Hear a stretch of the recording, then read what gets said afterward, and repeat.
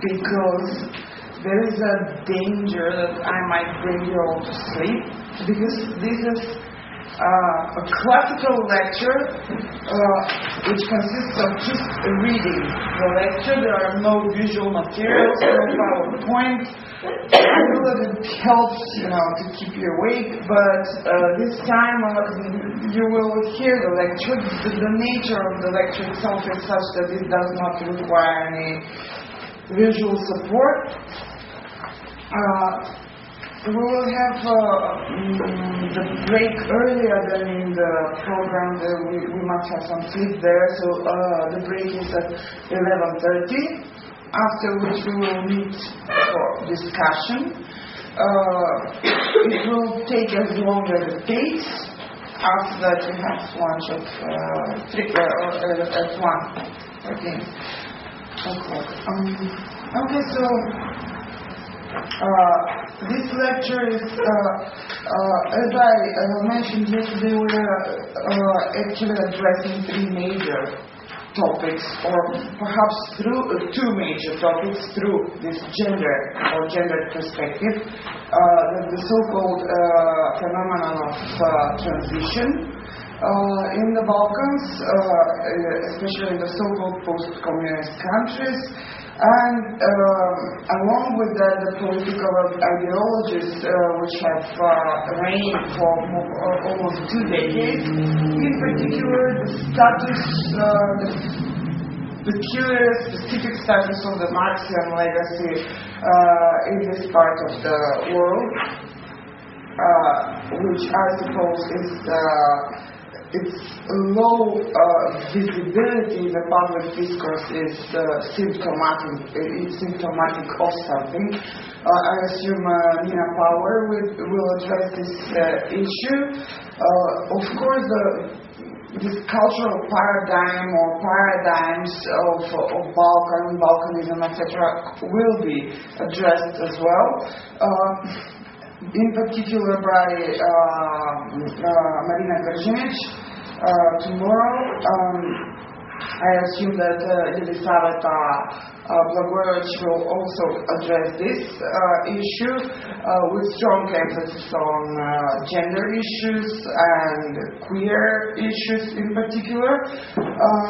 Jasmina Kusanovic will mostly address the issue of trauma as something which is kind of a commonplace in the political and in the cultural experience of the Balkanites, let's call them. Namely, she would be addressing the issues of war and the trauma that is issued from these experiences. In my lecture, I will focus on another aspect of the phenomenon of transition we will be tackling here, which is that of the European integration and what it entails. The processes of the European integration, which we in the Balkans are all involved in. Some are integrated already, some are on the path of integration, some are aspiring toward integration. All that means undergoing certain processes of the so-called Europeanization. And this word is being used even in the institutions of the European Commission, as well as Balkanism and Balkanization in its negative sense. Both terms are used. And that we are undergoing this process of becoming European. It is part of the official rhetoric, or the rhetoric of the officials of the European Union. So this is also a dimension of the processes of transition, so-called transition, whatever it means, and that need to be addressed. I think that certain political, in the strictest sense of the word, ideologies are also implied in the so-called processes of European integration or becoming European and abandoning our Balkanism. And this is something which has been raised as a problem before. The ways in which we have raised this Eurocentric, these problems of the Eurocentric discourse were, rethinking Balkanism, or actually establishing this notion of Balkanism and rethinking Balkans from this critical perspective, which is informed by the theories of, say, Maria Todorova, etc. So this has been since the end of the 90s.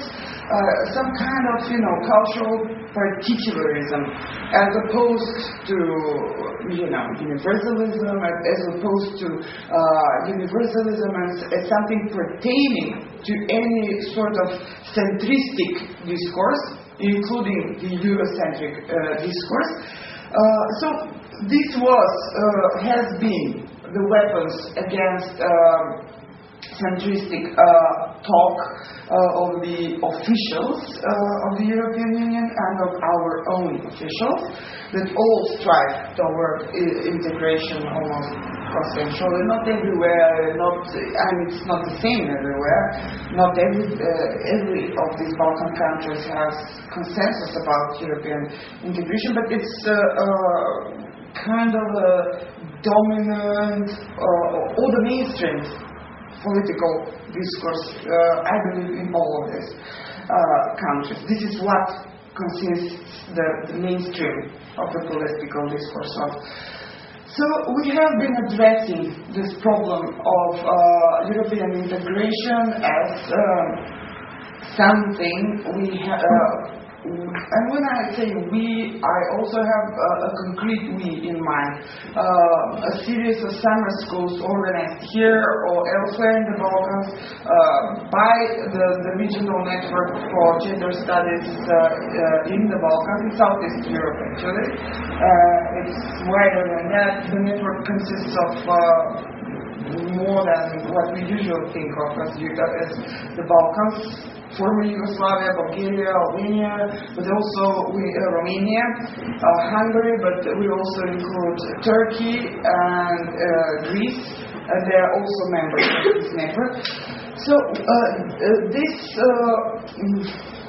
kind of particularistic critique of the discourse of European integration has been engaged within this network, or projects that members of the network have been linked with or participated in. We also published a book on it, Gender and Identity in Southeast Europe.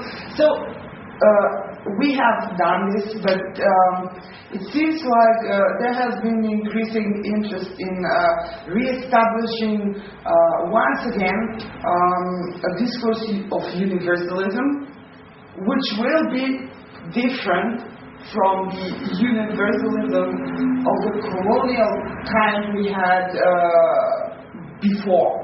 The 90s or maybe even the 80s, before the emergence of post-colonial critique. So there has been a sense of this need to re-establish another possibility for universalistic discourse, which would nonetheless not be of the totalizing or totalitarian kind, which was specific for this period before the historic critique of historicism versus universalism.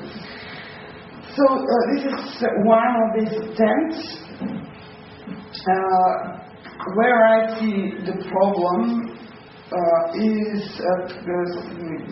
I suppose the intermingling of epistemology and ideology, whereby one is disciplining the other. Basically, ideology is disciplining epistemology, and hence this problem of inherently impeded, always already imminently impeded possibility for universalistic discourse. So, I will begin with the lecture itself.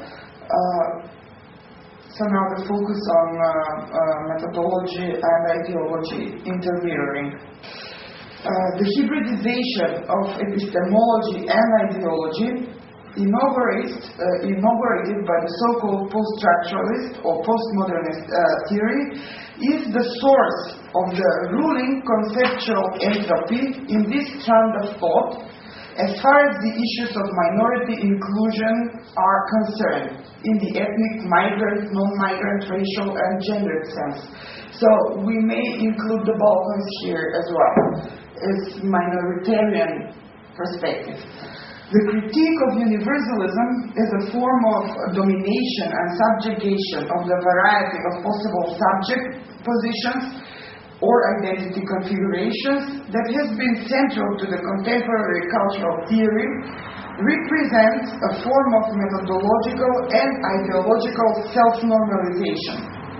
I will argue that the cancelling of the possibility of rethinking universalism in some radically novel way produces the perpetual instance of auto-cancelling of the possibility for radical innovativeness of the cultural political theory and activism today. I'm speaking in particular of those forms of theory and activism which deal more closely with the issues of integration of the cultural, ethnic, gendered, sexual, and migrant minorities in the dominant society forms, in the so-called white culture, including the grand question of multiculturalism as a concept and as a European political project. So the integration of the Balkan cultural position perspective of Balkanism, this Balkan particularism in the light culture, the leading culture of Europe is also included in this. It can be easily included in this question I'm raising here.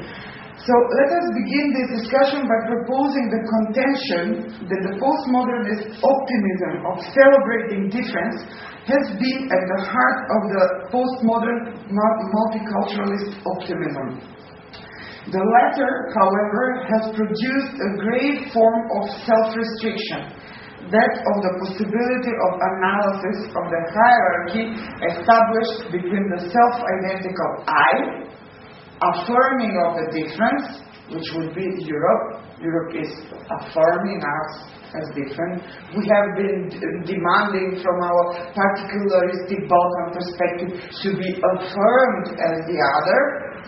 But there is always this instance which is always already the same to itself, self-identical, which is Europe. And on the other hand, we persistently, obstinately occupy the position of this difference that needs to be affirmed. So,